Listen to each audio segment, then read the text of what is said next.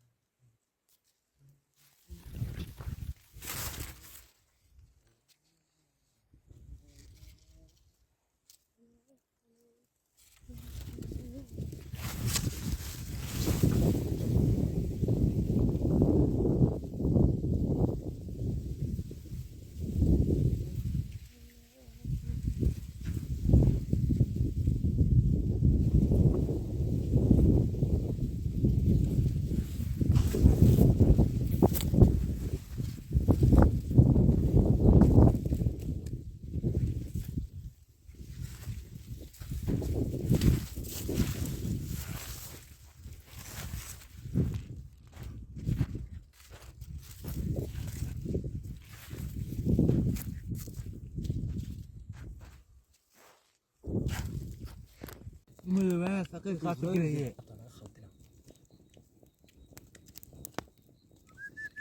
حسيت سيف عن الرورين باش اقول لك تحتيني